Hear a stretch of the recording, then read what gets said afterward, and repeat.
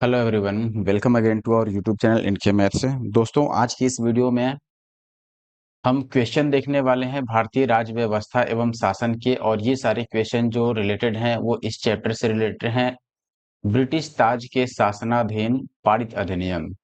आपके सामने एक बुक दिखाई दे रहा है और मैंने पहले भी बताया था और अभी भी बता देता हूं कि जो सामान्य अध्ययन की घटना चक्र पब्लिकेशन की जो पूर्वावलोकन की बुक आती हैं वो काफी इंपॉर्टेंट होती हैं, क्योंकि इसमें यूपीएससी प्री से लेकर के सारे राज्य के जो लोक सेवा आयोग के पीटी के क्वेश्चंस होते हैं वो आपको देखने को मिलते हैं, जो अपने आप में बहुत ही इंपॉर्टेंट हैं। ठीक है, तो अगर आप बीपीएससी या फिर बिहार के या यूपी के या किसी और भी स्टेट के ऐसे एग्जाम्स की तैयारी करते हैं तो आप जरूर से ये वीडियो कंप्लीट देखें। अदरवाइज अगर आप घटना चक्र की पुस्तक को कंप्लीट रिवीजन करना चाहते हैं तो भी आप वीडियो को कंप्लीट देखें, क्योंकि ये लेटेस्ट बुक है, 2025 का बुक है। और इसमें देखेंगे कि 24 के सारे क्वेश्चन, इवन जो 17th बीपी 71 की तो प्रिपरेशन के लिए यहाँ पर लिखा गया है, लेकिन जो 17th बीपीएससी था उसका जो री एग्जाम हुआ था उसके भी क्वेश्चन आपको देखने को मिलते हैं यहाँ पर। ठीक है, अब एक चीज मैं आपको रिकमेंड करना चाहूंगा कि अगर आपने ये वीडियो देखने से पहले इसके नोट्स की क्लास नहीं देखी है तो जरूर से देख लें। इससे पहले मैंने नोट्स की क्लास ली है, नोट्स में मैंने यही चैप्टर सेम ब्रिटिश ताज के शासन अधीन पारित अधिनियम, इसके नोट्स को अच्छे से बताया हुआ है थ्योरी वाइज। तो अगर आपने वो नहीं देखा है तो जरूर से पहले उसको देखें, उसके बाद इस वीडियो को देखें। ठीक है, तब जाके आप बातें समझ पाएंगे। वीडियो में करीब करीब 35 क्वेश्चन आपको देखने को मिलेंगे, इसलिए मैंने नोट्स वाला क्लास अलग कर दिया इस वीडियो के लिए, और एमसीक्यू वाले क्वेश्चंस की वीडियो जो है वो अलग कर दिया। तो अब आप इस वीडियो में केवल एमसीक्यूज देखेंगे और इसके नोट्स वाला जो है वो इससे पहले जरूर देख लें। ठीक है, अब मैं स्टार्ट करता हूँ पहले क्वेश्चन से। अगर आपको वीडियो अच्छी लगे तो वीडियो को लाइक जरूर कर दें, और अगर आप ऐसे और वीडियो देखना चाहते हैं तो आप हमारे यूट्यूब चैनल एनके मैथ्स को जरूर सब्सक्राइब कर लें, और क्लास की पीडीएफ के लिए भी आपको Telegram group NK maths join कर लेना है। तो अगर आपने ये वाली देखो नोट्स, इस तरीके से मैंने नोट्स के थ्रू आपको पढ़ा दिया है। पहले ये नोट्स वाला क्लास अगर आपने नहीं देखा है तो पहले नोट्स वाला क्लास जरूर देख लें, उसके बाद आप ये एमसीक्यू वाला क्लास देखें, आपके लिए अच्छा होगा और आप अच्छे से समझ भी पाइएगा। पहला क्वेश्चन आपके सामने है, क्वेश्चन है कि भारतीय परिषद अधिनियम 1861 के संबंध में निम्नलिखित कथनों को पढ़कर सही विकल्प चुनें। पहला कथन है आपके पास कि इस अधिनियम के फलस्वरूप गवर्नर जनरल की कार्यपालिका परिषद में, या कार्यकारी परिषद आप कह सकते हैं, कुल सदस्यों की संख्या 7 हो गई थी। अगर आपको याद हो तो इसके बारे में तो कोई चर्चा नहीं था कि सदस्यों की संख्या कितनी होगी, कम की गई या ज्यादा की गई, ऐसा कोई नियम नहीं बनाया गया था 1861 के अधिनियम में, अगर आपने नोट्स वाला क्लास देखा है तो। अगला है, विधि निर्माण के लिए अतिरिक्त सदस्यों की संख्या कम से कम 6 और अधिक से अधिक 12 कर दी गई थी। और अगला है, प्रांतीय और केंद्रीय विषयों में किसी तरह का भेदभाव नहीं रखा गया था। अब अगर आपने वो नोट्स वाला क्लास देखा होगा तो आपको ये पता होगा कि 1919 में जाकर के ये सब्जेक्ट्स अलग किए गए, प्रांतीय और जो केंद्रीय थे उनके लिए। लेकिन यहाँ पर ऐसा कोई बात नहीं था, यानी कोई भी भेदभाव सब्जेक्ट्स को लेकर नहीं था कि केंद्रीय विषय कौन से होंगे और प्रांतीय विषय कौन से होंगे, कोई बंटवारा नहीं किया गया था। इसलिए तीसरा तो यहाँ पर सही है। दूसरे में आप देखें कि मिनिमम 6 और अधिकतम 12 ये सदस्यों की संख्या थी। ठीक है, आपको अगर याद हो या नहीं याद हो तो याद रखिए कि देखिए, विधायी कार्य करने के लिए विधायिका में जो कम से कम सदस्यों की संख्या थी वो 6 थी, और अधिकतम कितनी थी, 12 थी। तो ऑप्शन दूसरा भी यहाँ पर क्या है, यानी दूसरा कथन भी यहाँ पर क्या है, सही है। और इन लोगों को जो नामित किया जाना था ये गवर्नर जनरल के द्वारा ही मनोनीत किया जाना था, 2 वर्ष के लिए मनोनीत किया जाता था इनको। ठीक है, जिसमें से कम आधे सदस्य गैर सरकारी, गैर सरकारी का मतलब जो यूरोपीय नहीं हो। आप इसको ऐसे समझ सकते हो, गैर सरकारी का मतलब जो भारतीय हो। ठीक है, तो इसमें से आधे लोग कम से कम गैर सरकारी होने चाहिए, तो इस प्रकार ऑप्शन बी सही है। ठीक है, अगर जिसको भी नहीं समझ आ रहा है तो वो नोट्स वाली वीडियो जरूर देख ले। अगला सवाल है अपने पास, भारतीय परिषद अधिनियम 1892। अब एक ही बार 1892 की बात कर रहा है, 1861 के बाद परिषद अधिनियम 1892 आया था। इसके बारे में निम्नलिखित कथनों को पढ़ना है और सही विकल्प चुनना है। पहला है, 20 जून 1892 को इसे लागू किया गया। कुल 24 सदस्यों में से गैर सरकारी सदस्यों की संख्या 5 थी, और सदस्यों को पूरक प्रश्न पूछने का अधिकार दिया गया था। अब देखिए, जो मैंने नोट्स पढ़ाया था आपको एक बार 1892 का अधिनियम दिखा। देखिए यहाँ पर है 1892 का अधिनियम, भारत परिषद अधिनियम 1892 में प्रावधान क्या था?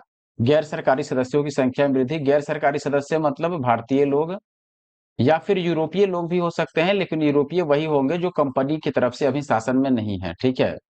और विधान परिषदों के आधार का अधिकार का विस्तार किया गया था, और निर्वाचन या फिर चुनाव की प्रक्रिया इसमें स्टार्ट की गई थी। अच्छा, सरकारी सदस्यों से रिलेटेड क्वेश्चन भी है, आप यहाँ पर देख सकते हैं कि केंद्रीय विधायिका में कम से कम 10 और अधिकतम 16, प्रांतीय में कम से कम 8 और अधिकतम 10 का प्रावधान किया गया। अब इस आधार पर अगर आप यहाँ बात करें तो मैं बोलूंगा कि देखो, सबसे पहले बात करते हैं लागू कब किया गया। देखो, इसको स्वीकृति तो मिली थी 20 जून को, ये सही बात है। 20 जून 1892 को स्वीकृति जरूर मिल गई थी। और यहाँ पर इसको पारित जो किया गया था या फिर जो लागू किया गया था वो 3 फरवरी 1892। यानी कि सवाल ये पूछे कि इसको शाही स्वीकृति कब मिली, तो 20 जून को। लागू कब हुआ था, तो 3 फरवरी 1892 को। तो लागू होने वाला तो गलत हो गया, क्योंकि 20 जून को इसको स्वीकृति मिली थी, लागू तो ये पहले ही हो चुका था, ठीक है। शाही स्वीकृति की बात कर रहा है, ये ध्यान रखिएगा। तो पहला गलत हो गया। दूसरा, कुल सदस्यों की संख्या 24 थी, ये भी गलत है, क्योंकि अभी आपने देखा कि मिनिमम कितना होना चाहिए था 10 और मैक्सिमम केंद्रीय परिषद में था 16, तो कुल सदस्यों की संख्या तो 26 हो रही है, तो ये गलत हो गया। अब इसमें ये क्या कह रहा है कि सदस्यों को पूरक प्रश्न पूछने का अधिकार था। देखो 1892 के जो प्रमुख बातें हैं उसमें एक तो आप देखेंगे कि भारतीयों को शामिल किया गया चुनाव के द्वारा कार्यकारी परिषद में, और कार्यकारी परिषद में उसको बजट पर बहस करने का अधिकार प्राप्त हुआ या फिर चर्चा करने का अधिकार प्राप्त हुआ, लेकिन उसमें वो प्रस्ताव पारित नहीं कर सकते थे। प्रश्न पूछने का भी अधिकार प्राप्त हुआ, लेकिन उसके लिए 6 दिन पूर्व की नोटिस देनी पड़ती थी, अगर आपको याद हो तो। 6 दिन पूर्व आप सूचना दे करके और फिर आप प्रश्न पूछ सकते हैं बजट के दौरान।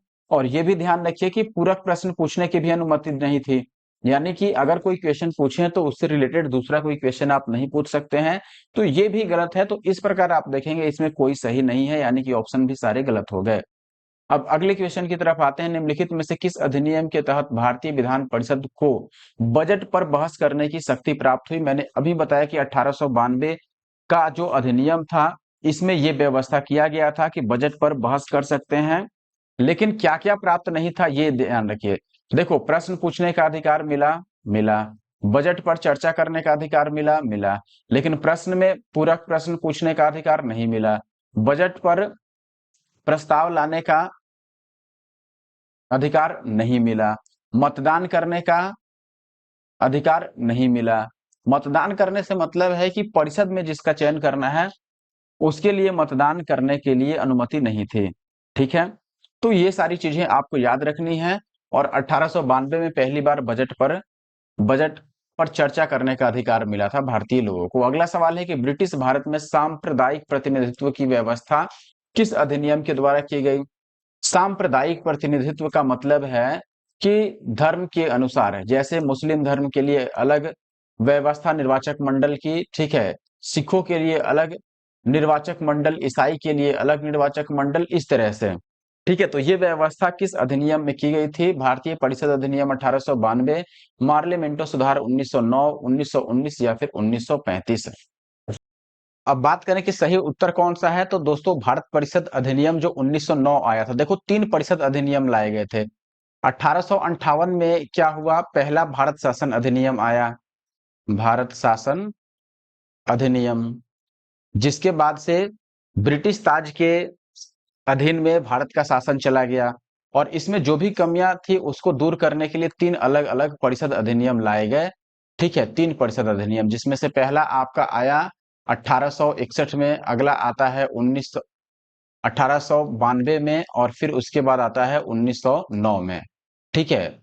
तो 1909 का जो भारत परिषद अधिनियम था इसको मार्लिमेंटो सुधार के नाम से भी जाना जाता है। और इसी में चूंकि उस समय जो मिंटो थे वो थे वायसराय, और मिंटो से मिल करके 1906 में जो आगा खां थे, मुस्लिम लीडर आगा खां, इसने क्या किया था? डिमांड किया था कि मुस्लिम जो प्रतिनिधि हैं जिनका चयन किया जाना है विधायिका में या फिर परिषद में, उनका चयन केवल मुस्लिम लोग ही करें।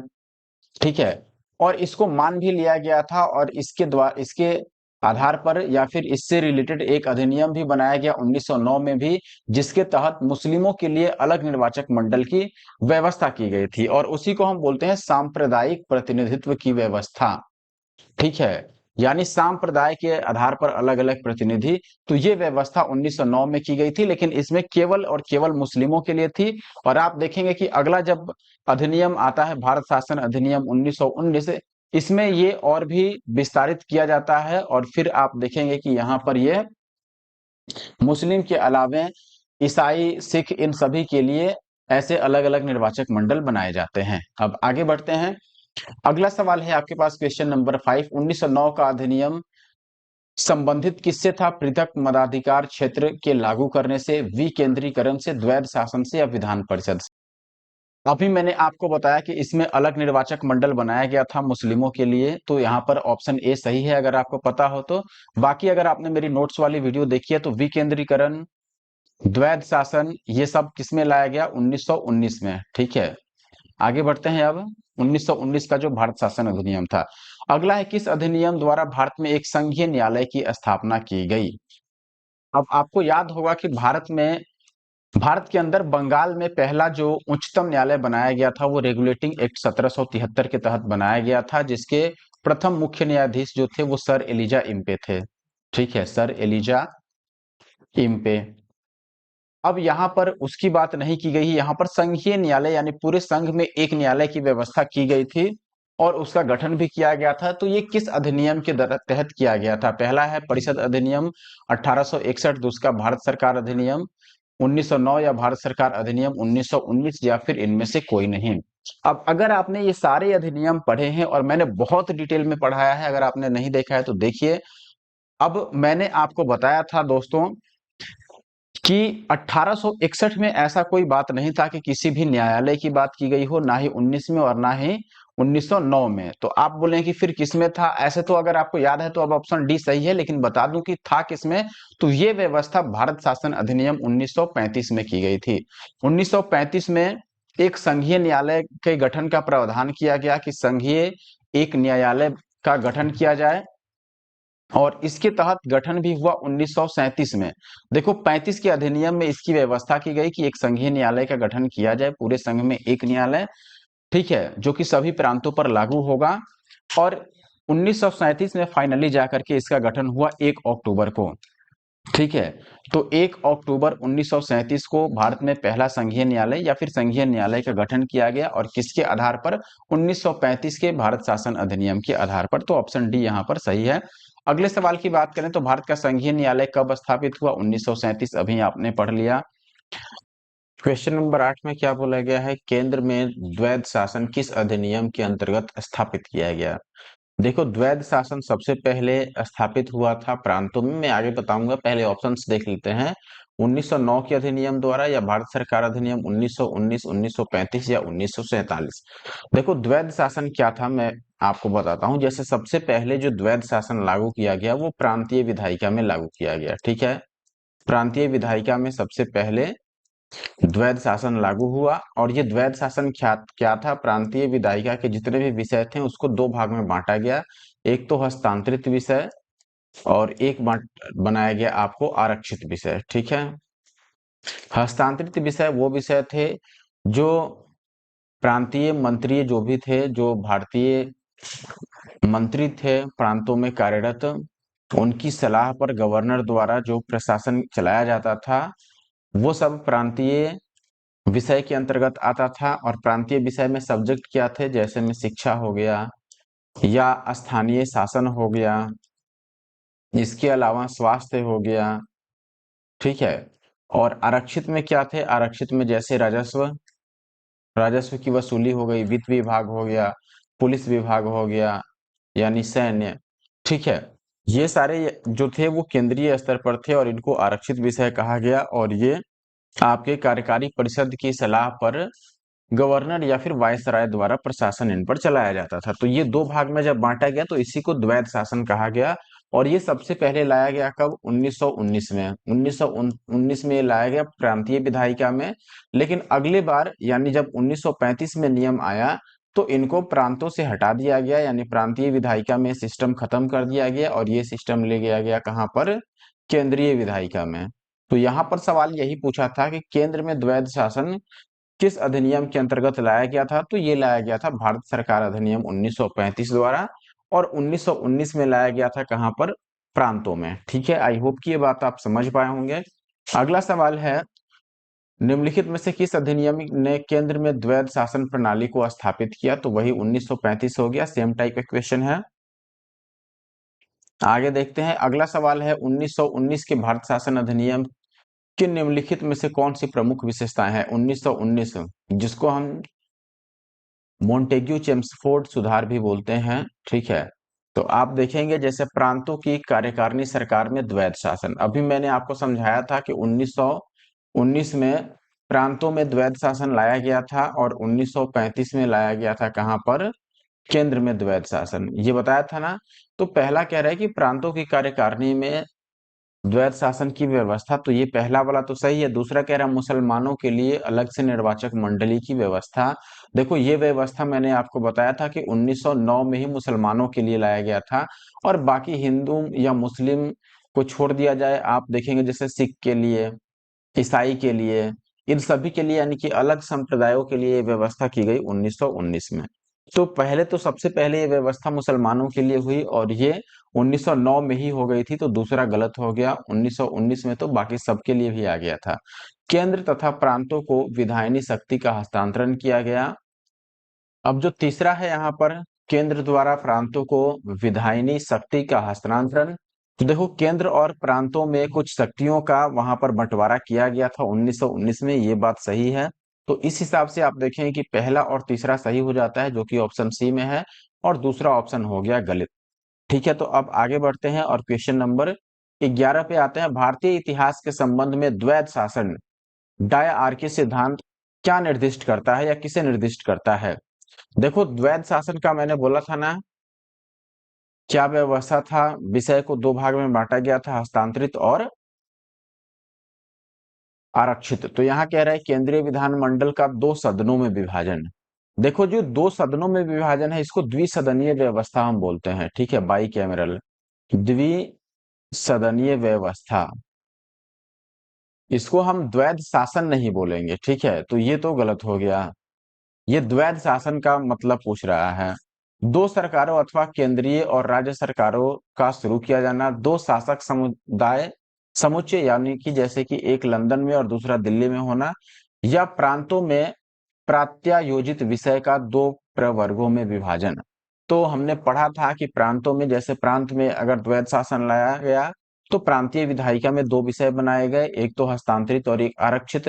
तो यही है कि प्रांतों में जो विषय थे उसको दो वर्ग में डिवाइड किया गया, तो ऑप्शन डी यहाँ पर सही है, 11 का डी। आई होप कि ये बात आप समझ पाए होंगे। समझ गए हैं और वीडियो को लाइक नहीं किए हैं तो जरूर से लाइक कर दें, और हमारे यूट्यूब चैनल एनके मैथ्स पे अगर आप नए हैं तो ऐसे और वीडियो देखने के लिए हमारे यूट्यूब चैनल एनके मैथ्स को सब्सक्राइब कर लें। अगला सवाल है कि भारत सरकार अधिनियम 1919 में प्रांतीय सरकार के कार्य आरक्षित यानी रिजर्व और आंतरिक यानी ट्रांसफर्ड जिसको हस्तांतरित मैंने बताया था विषयों के अंतर्गत बांटे गए थे। निम्नलिखित में से कौन से आरक्षित विषय माने गए? मैंने आरक्षित विषय के बारे में आपको बताया था कि क्या क्या था। जैसे राजस्व आरक्षित में था, बिल्कुल। पुलिस भी आरक्षित में था। स्थानीय शासन क्या था? हस्तांतरित था, स्थानीय लोगों पर या फिर स्थानीय मंत्रियों पर निर्भर था। ठीक है, उनकी सलाह पर गवर्नर द्वारा प्रशासित था, तो स्थानीय शासन हस्तांतरित था। लेकिन आपसे आरक्षित पूछा गया तो पुलिस तो निश्चित तौर पर आरक्षित था, भू राजस्व आरक्षित था। न्याय प्रशासन, देखो न्याय प्रशासन भी आपका केंद्रीय या फिर आरक्षित विषय था, न्याय से संबंधित। ठीक है, स्थानीय स्वशासन बस नहीं था, तो आपका पहला, तीसरा और चौथा सही हो जाता है, यानी ऑप्शन सी। अगर आप ये भी समझ पाए दोस्तों, देखो अगर आपने इतना दिमाग लगा लिया कि दूसरा सही नहीं है, इसका मतलब तो ये हुआ कि जिस ऑप्शन में दूसरा है वो गलत हो गया। यानी जिस भी ऑप्शन में दूसरा को सही बताया जा रहा है, जैसे पहले ऑप्शन में इसको सही बोला गया है, तो ये तो गलत हो गया ना, क्योंकि हम जानते हैं कि स्थानीय स्वशासन जो है वो आरक्षित विषय नहीं है, तो ये तो आंसर नहीं होना चाहिए। दो यहाँ है तो ये भी नहीं होगा, दो यहाँ है तो ये भी नहीं होगा। तो इस हिसाब से इकलौता ऑप्शन सी बचता है, तो आप ऐसे भी आंसर लगा सकते हैं। अगला सवाल फिर से आप देख रहे हैं कि किस अधिनियम ने प्रांतों में द्वैध शासन प्रणाली की स्थापना की। मैंने बहुत अच्छे से आपको अब तक समझा दिया है कि प्रांत में द्वैध शासन कब आया, केंद्र में द्वैध शासन कब आया। ठीक है, ऑप्शन है आपके पास 1935 का भारत सरकार अधिनियम, 1919 का भारत सरकार अधिनियम, 61 का या फिर 9 का। 9 में और 61 में ऐसा कोई रूल नहीं था। 1919 में पहली बार ये चीज प्रांतीय विधायिका में लागू की गई, यानी कि द्वैध शासन। और 1935 में ये चीज केंद्रीय विधायिका में लागू की गई, द्वैध शासन। और जब केंद्रीय में इसको लागू किया गया तो प्रांतीय वाला कैंसिल किया जा चुका था। हमसे ये पूछा गया था प्रांतों में द्वैध शासन कब आया, तो 1919 में आया। द्वैध शासन का मतलब क्या होता था ये भी मैंने आपको बहुत अच्छे से समझा दिया है। अगर आपने नोट्स वाली मेरी वीडियो नहीं देखी है तो देख लें, फिर भी मैं बता देता हूँ। द्वैध शासन के अंतर्गत प्रांतीय विषय को दो भागों में बांटा गया, एक तो हस्तांतरित विषय जिसको अंतरित विषय भी बोलते हैं, ट्रांसफर्ड, ठीक है, और दूसरा रिजर्व्ड यानी कि आरक्षित। देखो हस्तांतरित विषय में क्या था, हस्तांतरित विषय सबसे पहले किसके द्वारा प्रशासन चलाया जाता था इसका, तो जो प्रांतीय विधायिका के प्रति जिम्मेदार जितने भी मंत्री थे भारतीय, उनके द्वारा या फिर उनकी सलाह पर गवर्नर द्वारा प्रशासित था ये। और आरक्षित विषय जो था वो गवर्नर की कार्यकारी एजेंसी और साथ ही साथ गवर्नर द्वारा इस पर शासन चलाया जाता था। तो हस्तांतरित में क्या था, खासकर शिक्षा, स्थानीय शासन था, ठीक है। इसके अलावा क्या था, स्वास्थ्य था, कृषि था, ये सब था हस्तांतरित में। आरक्षित में क्या था, पुलिस यानी कि सैनिक, राजस्व, ठीक है, रेवेन्यू, इसके अलावा वित्त, फिनेंस से रिलेटेड चीज, और आप देखेंगे सिंचाई से रिलेटेड, ठीक है। तो ये सारी जो चीजें हैं ये सब रखा गया था आपका। न्याय भी इसी में थे, ध्यान रखिएगा, न्याय प्रशासन एक बार क्वेश्चन आया भी था। तो ये सारी आरक्षित विषय थे और ये थे हस्तांतरित, और जब ये बंटवारा हुआ तो उसी को द्वैध शासन कहा गया। अगला सवाल है भारतीय विधान पालिका में प्रथम बार द्विसदनीय कब बनाई गई। देखो द्विसदनीय और द्वैध शासन दोनों अलग है, ठीक है। द्वैध शासन और द्विसदनीय ये दोनों अलग अलग चीज हैं, दोनों में कंफ्यूज मत होना। द्वैध शासन में सब्जेक्ट्स को यानी विषय को बांटे गए थे, किसमें, दो भाग में, एक तो हस्तांतरित और एक आरक्षित। और द्विसदन का मतलब है दो सदन बनाना, जिसमें एक उच्च सदन बनता है और एक उच्च सदन और एक निम्न सदन, ठीक है। जो विधानसभा था और ये विधान परिषद अगर प्रांतों में होगा तो, और अगर केंद्र में होगा तो राज्य परिषद।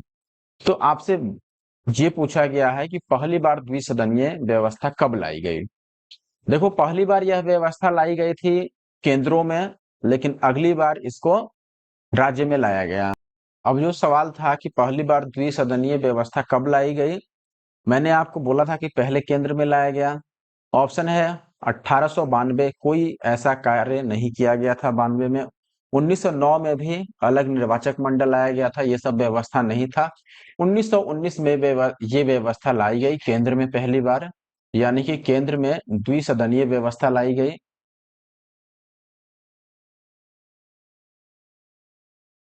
और 1935 में इसको प्रांतों में भी लागू किया गया, यानी प्रांत में भी द्विसदनीय व्यवस्था लाई गई। ठीक है, तो सही उत्तर क्या है, ऑप्शन सी 1919। द्विसदन का मतलब मैंने बताया ही था। अगर मैं केंद्र की बात करूं जैसे, ठीक है, केंद्र में जो द्विसदनीय व्यवस्था थी इसकी अगर मैं बात करूं तो द्विसदन में क्या था, एक था उच्च सदन और एक था निम्न सदन। उच्च सदन को राज्य परिषद कहा गया, राज्य परिषद। और निम्न सदन को क्या कहा गया, केंद्रीय विधान सभा, ठीक है, केंद्रीय विधान सभा। इसका जो कार्यकाल था, राज्य परिषद का कार्यकाल ये था 5 वर्ष का, और इनका कार्यकाल था 3 वर्ष का। तो ये सारी चीजें हैं जो आप याद रख सकते हैं। अगले क्वेश्चन पर आते हैं। निम्नलिखित कथनों पर विचार करना है, जिसमें 1919 के मोंटेग्यू चेम्सफोर्ड सुधारों में 21 वर्ष से अधिक आयु की सभी महिलाओं के लिए मताधिकार की संस्तुति की गई और 35 के गवर्नमेंट ऑफ इंडिया एक्ट में विधानमंडल में महिलाओं के लिए आरक्षित स्थानों का प्रावधान किया गया। अगर आपको याद हो या फिर आपने नोट्स वाली मेरी वीडियो देखी है इससे पहले की, तो 1919 के चेम्सफोर्ड मोंटेग्यू सुधार में मैंने क्या कहा था। देखो, यहाँ पर अगर निर्वाचन के बारे में बात किया जाए या मताधिकार के बारे में बात किया जाए, तो यहाँ पर मत का अधिकार प्राप्त था, लेकिन किसको? सीमित संख्या में प्राप्त था, महिलाओं को भी प्राप्त था, लेकिन इसमें जो क्या बोलते हैं क्राइटेरिया था, ठीक है, यानी कि किस आधार पर किसी को मताधिकार प्रदान किया जाएगा, उसके लिए क्राइटेरिया था कि उसके पास कुछ निश्चित मात्रा में संपत्ति होना चाहिए, वो टैक्स यानी कि कर देता हो और साथ ही साथ शिक्षित हो। ये तीन चीज था, यानी कि शिक्षित होना, कर जमा करना और कुछ निश्चित संपत्ति होना। ऐसे लोगों को ही, जिनके पास ये तीनों क्राइटेरिया जो पूरा करते थे, उन लोगों को ही मताधिकार प्राप्त था, चाहे वो पुरुष हो या स्त्री हो, उससे मतलब नहीं था, ठीक है। और ना ही उम्र की कोई बात की गई थी इस अधिनियम में, इसलिए उम्र से संबंधित तो कोई यहाँ पर क्राइटेरिया था ही नहीं। यहाँ पर क्राइटेरिया था संपत्ति, कर और शिक्षा।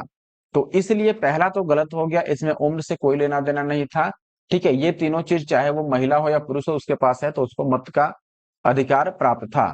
35 में कह रहा है कि जो 35 का भारत शासन अधिनियम था, उसमें विधानमंडल में महिलाओं के लिए आरक्षित स्थानों का प्रावधान किया गया। ये बिल्कुल सही है, क्योंकि आप देखेंगे सबसे पहले सांप्रदायिक निर्वाचक मंडल बनाया गया कब? 1909 में। किसके लिए? मुस्लिमों के लिए। फिर 1919 में आप देखेंगे कि ये भारतीय ईसाइयों या फिर सिखों, ठीक है, या एंग्लो भारतीय जो यूरोपीय थे, उनके लिए ये लागू किया गया, पृथक निर्वाचक मंडल लाया गया। लेकिन 1935 में चल के अब ये धर्म विशेष नहीं रहा, उस समय ये श्रमिक वर्ग के लिए, जैसे, ठीक है, या अनुसूचित जाति के लिए या फिर महिला वर्ग के लिए, इनके लिए क्या किया गया? अलग निर्वाचक मंडल की व्यवस्था किया गया। तो महिला के लिए अलग निर्वाचक मंडल आरक्षित किया गया 1935 में, यानी केवल दूसरा सही है, तो ऑप्शन बी यहाँ पर सही होता है। अगला सवाल है कि केंद्र में कौन सा एक्ट द्विसदनीय विधायिका लाया? तो ये क्वेश्चन मैंने ऑलरेडी बता दिया है, ये होमवर्क हुआ, आप इसके आंसर कमेंट बॉक्स में कमेंट कीजिए। अगले सवाल पर आते हैं। ये कह रहा है कि भारतीय सिविल सेवा के संबंध में बताइए कौन सा कथन सही है। पहला है कि अधिनियम 1919 के तहत भारतीय सिविल सेवा के लिए एक अलग परीक्षा का प्रावधान किया गया, जो कि भारत में होनी थी। फिर कह रहा है कि भारतीय सिविल सेवा में 1941 में भारतीयों का प्रतिशत यूरोप वासियों से अधिक था। अब देखिए, अगर सिविल सेवा परीक्षा की बात करें तो सबसे पहले 1854 में सिविल सेवा आयोग की गठन की गई, यानी भारतीय में जो सिविल सेवक होंगे उनकी भर्ती के लिए सिविल सेवा आयोग का गठन किया गया, सिविल सेवा आयोग। लेकिन बात यह है कि ये सिविल सेवा आयोग भारत में नहीं था, इसका गठन किया गया इंग्लैंड में। और जो एग्जाम होता था इसका, यानी जो परीक्षा होती थी, वो भी इंग्लैंड ही में ही होता था और इंग्लैंड में जाकर ही एग्जाम देना पड़ता था, ठीक है। फिर आप देखेंगे कि 1854 में इसकी स्थापना होती है और 1855 से एग्जाम शुरू होता है इंग्लैंड में ही। लेकिन भारतीयों की डिमांड रहती है कि भाई जब भारत के लिए अगर हो रहा है तो भारत के अंदर होना चाहिए। फिर 1919 का जो अधिनियम आता है, मोंटेग्यू चेम्सफोर्ड सुधार, उसमें यह प्रावधान किया जाता है कि ठीक है, एग्जाम भारत में लिया जाएगा। और फिर 1922 से, दोस्तों 1922 से जो सिविल सेवा का परीक्षा होता है वो भारत में किया जाता है। और पहले यह परीक्षा इलाहाबाद में कराया जाता था, यानी प्रयागराज, प्रयागराज नहीं, इलाहाबाद, ठीक है, उस समय के हिसाब से देखते हैं। और बाद में ये चीज दिल्ली में आ गया, यानी दिल्ली में बाद में इसको लाया गया परीक्षा को। और चूंकि जब ये भारत में होने लगा तो निश्चित तौर पर भारतीयों की संख्या यूरोपियों से अधिक होने लगी। और जब बात कर रहा है 1941 की, तो इस टाइम पर निश्चित में तौर पर भारतीयों का जो प्रतिशत था सिविल सेवा परीक्षा में वो यूरोपियों से अधिक था। तो इस प्रकार दोनों ही यहाँ पर सही है। अगला सवाल की बात करें, निम्नलिखित में से किस अधिनियम द्वारा 120 सदस्यों वाले चैम्बर ऑफ प्रिंसेज की व्यवस्था की गई थी? 1919 का अधिनियम, 93 का, 1909 का, या फिर 1853 का चार्टर? अब देखिए, जब 1919 का अधिनियम आया तो 1919 के अधिनियम के स्वीकृति मिलने के बाद ही 23 दिसंबर को 23 दिसंबर 1919 को चैम्बर ऑफ प्रिंसेस की व्यवस्था की गई। ठीक है, चैम्बर ऑफ प्रिंसेस क्या था? देखो, चैम्बर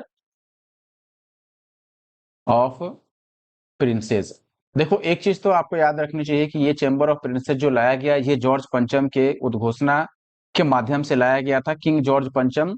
और ये 120 सदस्यों वाला था, भारतीय रियासतों के लिए लाया गया था। और इसमें सदस्यों की संख्या कितनी होती थी? सदस्यों की संख्या 120 होती थी। ठीक है, तो ये चूंकि 1919 क्या जो अधिनियम था उसको शाही स्वीकृति मिलने के ठीक बाद आ गया था, तो इसको हम 1919 के अधिनियम में ही रखेंगे, ऑप्शन ए में वही इसका सही उत्तर माना जाएगा। केंद्रीय विधानसभा के निम्नलिखित में से कौन से निर्वाचन भारत शासन अधिनियम 1919 के तहत हुआ? ठीक है, केंद्रीय विधानसभा का या फिर के निम्नलिखित में से कौन सा या कौन से निर्वाचन भारत शासन अधिनियम 1919 के तहत हुए? अब इसमें देखिए, अगर आपको याद हो कि 1919 में जो निर्वाचन प्रणाली थी, पृथक निर्वाचक प्रणाली या फिर निर्वाचक मंडल, जिसको हम बोलते थे सांप्रदायिक निर्वाचन, ये शुरू किया गया था 1909 में केवल मुस्लिमों के लिए। लेकिन 1919 में मुस्लिमों के अलावा ईसाइयों या फिर सिखों या एंग्लो भारतीय जो थे उनके लिए ये लागू कर दिया गया था। अब 1919 के बाद जो 1926 में निर्वाचन हुआ तो उसमें इसी के आधार पर निर्वाचन कराया गया था। और 37 में भी इसी के आधार पर, 37 नहीं, 37 में तो निर्वाचन का बात हटा दीजिए, 45 में इसी के आधार पर निर्वाचन कराया गया था। तो ए और सी यहाँ पर सही है, यानी कि ऑप्शन तीसरा 19 का सही है। आगे बढ़ते हैं, अगला सवाल है, भारतीय शासन अधिनियम 1919 के अंतर्गत भारतीय विधायिका का अंतिम निर्वाचन किस वर्ष आयोजित किया गया था? 1919 के बारे में पूछ रहा है। ठीक है, अभी आपने देखा अंतिम जो था इस ऑप्शन में, जैसे मैंने बताया कि 1926 में और 1945 में 1919 के अंतर्गत निर्वाचन कराया गया था, तो 1945 इसका अंतिम निर्वाचन होगा। ठीक है, यानी कि ऑप्शन सी फिर से सही उत्तर है। अगला सवाल है, राष्ट्रपति का अध्यादेश निर्गत करने की शक्ति किससे प्रेरित है? ठीक है, तो आपको पता होगा अध्यादेश वाला सिस्टम। सबसे पहले भारत परिषद अधिनियम जो 1861 था, इसके तहत गवर्नर जनरल को या फिर भारतीय वायसराय को, जो भारत में वायसराय होते थे, उनको आपात स्थिति में अध्यादेश जारी करने का प्रावधान किया गया था कि वो अध्यादेश जारी कर सकते हैं बिना कार्यकारी परिषद की सहमति के। और ऐसा 6 माह तक ऐसा अध्यादेश जारी रहेगा या फिर प्रभावी रहेगा। लेकिन अगर बात करें कि राष्ट्रपति को अध्यादेश निर्गत करने की शक्ति किससे प्राप्त हुआ या किस अधिनियम से प्रेरित है, तो इसमें 1861 का कहीं नाम नहीं है। फिर आपका आता है जहां पर संविधान की बहुत सारी चीजें जिस अधिनियम से लिया गया है वो है 1935। तो ये प्रेरित है 1935 के भारत सरकार अधिनियम या फिर भारत शासन अधिनियम से।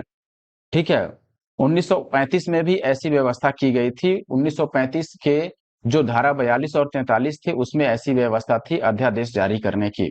और वर्तमान में जो भारत के राष्ट्रपति को अध्यादेश जारी करने की शक्ति है वो भारत के संविधान के अनुच्छेद 123 के तहत प्राप्त है, ये आप याद रखिए। अगला सवाल क्या है, निम्नलिखित में से किस अधिनियम द्वारा संवैधानिक निरंकुशता का सिद्धांत प्रवृत्त किया गया? ऑप्शन है आपके पास 1909 का भारतीय काउंसिल अधिनियम, 1919 का भारत सरकार अधिनियम, 1935 का भारत सरकार अधिनियम या 1947 का भारत सरकार स्वतंत्रता अधिनियम। सही उत्तर होगा दोस्तों 1935 का भारत सरकार अधिनियम। 1935 का जो अधिनियम था उसी में संवैधानिक निरंकुशता का सिद्धांत प्रवृत्त किया गया था। अगला सवाल है, भारत के संविधान में केंद्र और राज्यों के बीच किया गया शक्तियों का विभाजन इनमें से किसमें उल्लिखित योजना पर आधारित है? मार्लेमेंटो सुधार सुधार 1909 या फिर मोंटेग्यू चेम्सफोर्ड अधिनियम 1919, भारत सरकार अधिनियम 35 या फिर स्वतंत्रता अधिनियम 1947। देखेंगे, अगर आपको याद होगा मैंने पढ़ाया भी था, जो केंद्रों और राज्यों के बीच में शक्तियों का बंटवारा सबसे पहले जब प्रयास किया गया तो ये 1935 के भारत शासन अधिनियम में प्रयास किया गया था। मैंने सूची भी दिखाया था, समवर्ती सूची और अलग अलग सूची बनाए गए थे। जैसे एक बार मैं नोट्स में दिखाता हूँ, देखिए अब जो मैंने पढ़ाया था आप नोट्स में यहाँ पर देख सकते हैं, शक्तियों का विभाजन, ये 1935 का अधिनियम है, उसके तहत शक्तियों का विभाजन किया गया था।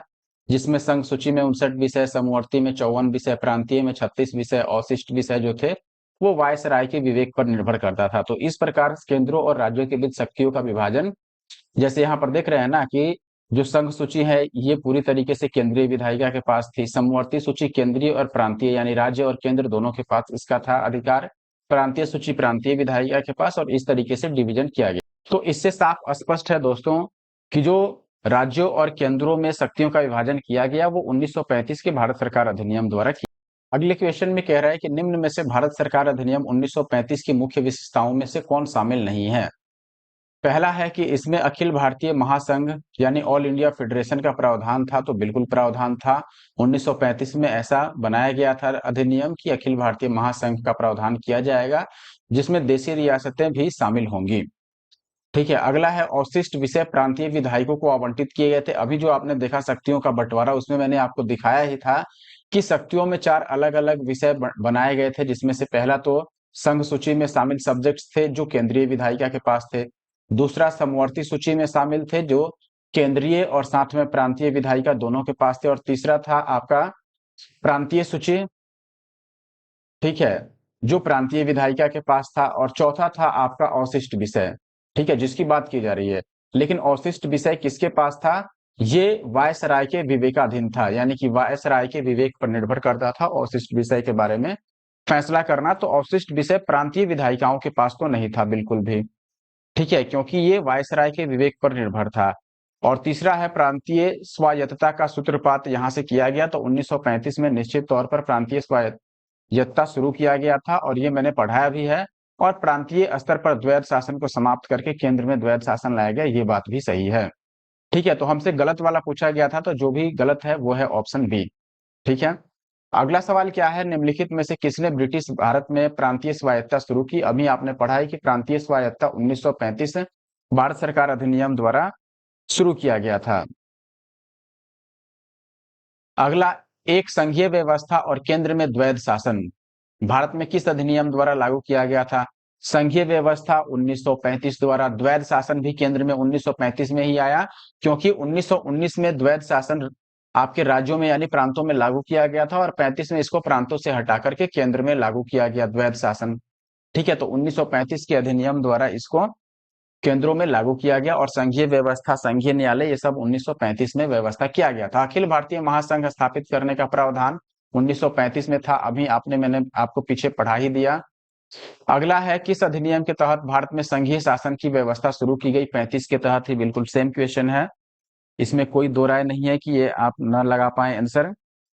29 नंबर की बात करते हैं, तो यहाँ पर कह रहा है कि 35 के अधिनियम द्वारा स्थापित संघ में अवशेष शक्तियां किसको दी गई थी। अवशेष शक्तियां अभी मैंने बताया ही, ऐसा एक क्वेश्चन आया भी था, ये गवर्नर जनरल के पास थी अवशेष शक्तियां। ठीक है, किसके पास थी? गवर्नर जनरल के पास। संघीय विधान पालिका को संघ सूची में शामिल सब्जेक्ट्स दिए गए थे, ठीक है, संघ सूची में शामिल, और साथ ही साथ समवर्ती सूची के भी कुछ विषय इसके पास थे। प्रांतीय विधानमंडल को प्रांतीय सूची में शामिल सब्जेक्ट्स मिले थे, और साथ ही साथ समवर्ती के कुछ सब्जेक्ट्स मिले थे। और जो गवर्नर थे, प्रांतीय गवर्नर की बात हटा दो, गवर्नर जनरल की बात करें तो इनके पास थी अवशेष शक्तियां। अगला सवाल है 30 नंबर, भारत सरकार अधिनियम 35 के बारे में कथनों पर विचार करना है। ब्रिटिश भारतीय प्रांतों और देशी रियासतों को मिलाकर एक अखिल भारतीय परिसंघ यानी फेडरेशन की स्थापना का प्रावधान किया गया। रक्षा और विदेश संबंधी मामलों को परिसंघीय विधानमंडल के नियंत्रण के अधीन रखा गया। देखिए, पहला कथन तो निश्चित तौर पर सही है, क्योंकि भारतीय जो ब्रिटिश प्रांत थे भारत में और जो देशी रियासत थे, इनको मिलाकर अखिल भारतीय परिसंघ की स्थापना करने का प्रावधान किया गया था 1935 के भारत शासन अधिनियम में। ठीक है, और इसमें ब्रिटिश भारतीय प्रांत, देशी रियासत और साथ में गवर्नर जनरल या वायसराय भी शामिल थे। अब अगला है कि रक्षा और विदेश संबंधी मामलों को परिसंघीय विधानमंडल के नियंत्रण के अधीन रखा गया था। तो ये गलत है, ऐसा कोई व्यवस्था नहीं था। ठीक है, ये संघ सूचित था, और केंद्रीय जो विधान परिषद है या केंद्रीय विधायिका है उसके पास ये शक्ति थी रक्षा और विदेश संबंधी मामलों के लिए। तो यहाँ पर केवल पहला ऑप्शन सही होता है। आगे बढ़ते हैं, अगला सवाल है फिर से भारत शासन अधिनियम 1935। देखो, 1935 का अधिनियम तो बहुत निश्चित तौर पर याद कर लो, क्योंकि आप अभी तक देख चुके होंगे लाइन से कितने क्वेश्चन पूछे जा चुके इस अधिनियम 1935 से। तो इसमें संघीय प्रणाली की बात की गई। संघीय प्रणाली किस प्रकार की थी? अखिल भारतीय संघ था, ऑल इंडिया फेडरेशन, या भारत संघ था, फेडरेशन ऑफ इंडिया, या यूनाइटेड इंडिया था, या भारतीय परिसंघ। देखो सी और डी तो ऐसे ही गलत है, कॉन्फेडरेशन तो था ही नहीं, ना ही यूनाइटेड इंडिया था। अब बात करते हैं भारत संघ की या अखिल भारतीय संघ की। देखिए ये जो क्वेश्चन है इसका कई जगह आपको आंसर मिलेगा ऑप्शन ए और कई जगह ऑप्शन बी मिलेगा। जैसे ये एमपीपीसीएस का क्वेश्चन है तो एमपीपीसीएस के द्वारा इसका आंसर ऑप्शन ए को माना गया है, जबकि जो घटना चक्र की बुक है उसमें इसका आंसर ऑप्शन बी को माना गया है। ठीक है, हालांकि ध्यान दीजिएगा कि भारत संघ यहाँ पर सही होना चाहिए था। ठीक है, लॉजिकली आप देखिएगा तो ऑप्शन बी ही सही होना चाहिए था, लेकिन कई सारे किताबों में अखिल भारतीय संघ भी मिलता है। ठीक है, हालांकि चूंकि यहाँ पर बोर्ड के द्वारा यही माना गया है, आयोग के द्वारा, आप इसको सही मानिए। ठीक है, ऑप्शन ए को। आगे बढ़ते हैं, अगले क्वेश्चन की बात करें। सवाल है, निम्नलिखित में से कौन सा भारत सरकार अधिनियम 1935 की एक विशेषता नहीं है? ऑप्शन है गवर्नर जनरल की कार्यकारिणी परिषद का पुनर्गठन, प्रांतीय स्वायत्तता, 1935 के अधिनियम का मूल्यांकन, या भारत के संघ का प्रस्ताव। देखिए भारतीय संघ का प्रस्ताव तो था ही, इसमें ऑल इंडिया जो आपका अखिल भारतीय परिसंघ का स्थापना किया जाना था, ये तो व्यवस्था था ही। कार्यकारिणी में परिषदों यानी कई सदस्यों को चेंज किया गया तो ये भी व्यवस्था था ही, और प्रांतीय स्वायत्तता दिया ही गया कि प्रांतीय जो प्रांतों का या देशी रियासतों का जो भी शासन है वो उनके हाथ में रहेगा। प्रांतीय विधायिका के पास उसकी शक्तियां भी थी, तो प्रांतीय स्वायत्तता भी दिया गया। लेकिन जो मूल्यांकन वाला बात है, जैसे आपको याद होगा 1919 का जो अधिनियम था मोंटेग्यू चेम्सफोर्ड सुधार, उसमें एक वैधानिक आयोग गठन करने का प्रावधान किया गया था कि एक वैधानिक आयोग होगा जो कि किसी भी अधिनियम के लागू होने के 10 साल बाद अपना रिपोर्ट देगा कि उस अधिनियम का क्या पॉजिटिव्स रहा और क्या नेगेटिव्स रहा। लेकिन ऐसा कोई भी वैधानिक आयोग 1935 के अधिनियम के मूल्यांकन करने के लिए नहीं लाया गया था, इसलिए ये वाला गलत है, यानी ये एक विशेषता नहीं था। तो सही उत्तर ऑप्शन सी होता है आपका। अगला सवाल है यहाँ पर, निम्नांकित में से कौन सा एक भारत शासन अधिनियम 1935 में स्वीकार किया हुआ महत्वपूर्ण और अस्थायी अवयव नहीं है? यानी सीधे तौर पर 1935 के शासन अधिनियम का विशेषता कौन नहीं है? देश के लिए लिखित संविधान, विधानमंडल के लिए निर्वाचित एवं जवाबदेह प्रतिनिधि, एक संघ की योजना पर विचार, विधानमंडल के लिए सरकारी सदस्यों का समवाचित यानी नॉमिनेट किया जाना। देखो सबसे पहले अगर मैं बात करूं, संघ की योजना पर विचार तो किया गया था, फेडरेशन एक बनाया जाना था जिसमें देशी रियासतें साथ ही साथ ब्रिटिश भारत शामिल थे ही, गवर्नर्स भी शामिल थे, ठीक है, कमिश्नर शामिल थे, तो ये सब था। विधानमंडल के लिए प्रतिनिधियों का निर्वाचन ये पहले ही लागू किया जा चुका था। जैसे मुसलमानों के लिए आप देखेंगे 1909 में लाया गया, 1919 में बाकी संप्रदायों के लिए भी लाया गया। विधानमंडल के लिए सरकारी सदस्यों को नॉमिनेट करना ये भी व्यवस्था पहले से थी ही, या इसमें बात भी की गई इसकी। लेकिन देश के लिए अगर लिखित संविधान की हम बात करते हैं तो देश के लिए लिखित संविधान का सबसे पहले मांग किया गया क्रिप्स मिशन के द्वारा। ठीक है, क्रिप्स मिशन। तो आप देखेंगे कि ऑप्शन ए यहाँ पर इस प्रकार सही हो जाएगा, क्योंकि इस अधिनियम में या इससे पहले भी देश के लिए लिखित संविधान के बारे में कहीं कुछ नहीं कहा गया है। 1935 का जो गवर्नमेंट इंडिया एक्ट है वो क्यों महत्वपूर्ण है? यह भारतीय संविधान का प्रमुख स्रोत है या इसके द्वारा भारत को स्वतंत्रता मिली? अब ये तो गलत है, इसके द्वारा थोड़ी स्वतंत्रता मिली। इसके बाद तो अभी भारत स्वतंत्रता अधिनियम 1947 आया था और इसके द्वारा विभाजन उल्लिखित है। इसमें विभाजन जो भारत पाकिस्तान का उल्लिखित है वो भी भारत स्वतंत्रता अधिनियम 1947 में है, और इसके द्वारा रियासतें समाप्त हुई, ये सब 1947 की बात कर रहा है। तो ये सारा ही गलत है, ये सही है, क्योंकि भारतीय संविधान की कई सारी चीजें जो हैं वो 1935 के भारत शासन अधिनियम से लिया गया है, इसलिए ऑप्शन ए सही है यहाँ पर। सेकेंड लास्ट क्वेश्चन है, निम्नलिखित में से किस अधिनियम ने बिहार में द्विसदनीय विधानमंडल क्या स्थापना किया? इस तरीके से पूछा गया है, एक सदनीय विधानमंडल को द्विसदनीय विधानमंडल में बदल दिया गया और बिहार में विधानसभा और बिहार विधान परिषद का गठन हुआ। देखिए सबसे पहले तो 1919 में केंद्रों में द्विसदनीय विधानमंडल की व्यवस्था की गई। ठीक है, द्विसदनीय विधायिका आप कह सकते हो, केंद्रीय विधायिका में द्विसदनीय विधानमंडल बनाया गया, जहां उच्च सदन और निम्न सदन बनाए गए। ये 1919 में केंद्रों में था। राज्यों की बात करें तो 1935 के अधिनियम में ही, उस समय 1935 की बात करी जाए तो भारत में या ब्रिटिश भारत में 11 प्रांत थे टोटल, जिसमें से 6 प्रांतों में द्विसदनीय विधानमंडल की व्यवस्था की गई। ठीक है, द्विसदनीय विधानमंडल लाया गया। अब याद रखने योग्य बात यह है कि वो 6 जो प्रांत थे वो कौन कौन से थे। तो 3 तो बी से ही याद रख सकते हैं। एक तो बंगाल हो गया, एक बंबई हो गया और एक बिहार। ये तीनों बी से है। इसके अलावा अगर तीनों प्रेसिडेंसी का आपको नाम याद है तो वो भी, जैसे बंगाल प्रेसिडेंसी लिख दिया, बंबई प्रेसिडेंसी लिख दिया, एक और प्रेसिडेंसी बच गया मद्रास। तो ये मद्रास। अब इनको छोड़ दें तो इसके अलावा एक असम था और एक संयुक्त प्रांत था। ठीक है, संयुक्त प्रांत, जिसमें मध्य प्रदेश के इलाके आते थे। तो अब आप देखेंगे कि ये 6 ऐसे प्रांत थे जहां पर द्विसदनीय विधानमंडल लाया गया। द्विसदनीय विधानमंडल का मतलब है विधानसभा और विधान परिषद से। ठीक है, तो राज्यों में विधानसभा और विधान परिषद, जिसमें विधान परिषद को उच्च सदन बोला गया और विधानसभा को निम्न सदन बोला गया, ये व्यवस्था की गई थी 1935 के द्वारा 6 प्रांतों में। और उन 6 प्रांतों में बिहार भी एक था, इसलिए ऑप्शन सी इसका सही होगा। और ये क्वेश्चन आप देख भी सकते हैं कि ये 17वीं बीपीएससी के री एग्जाम में आया हुआ सवाल है 2024 में। अगला और आखिरी सवाल इस वीडियो का आप देखेंगे, निम्नलिखित अधिनियमों में से किस अधिनियम के फलस्वरूप बर्मा भारत से अलग हुआ। 1909 में नहीं था, 19 में भी नहीं था, 47 में भी नहीं था। 1935 के अधिनियम द्वारा बर्मा को भारत से अलग किया गया, लेकिन किया गया कब? 1937 में। 1937 में बर्मा को भारत से अलग कर दिया गया, लेकिन 35 में यह प्रावधान लाया गया कि भारत को बर्मा से अलग कर दिया जाएगा और 2 नए प्रांत बनाए जाएंगे, जिसमें से एक तो सिंध प्रांत था और एक था उड़ीसा। दूसरा प्रांत कौन सा था? उड़ीसा। तो ये 2 नए प्रांत बनाए गए थे और 1937 में बर्मा को भारत से अलग कर दिया गया 35 के अधिनियम द्वारा। ये आखिरी क्वेश्चन था। आई होप कि वीडियो आपको अच्छा लगा होगा।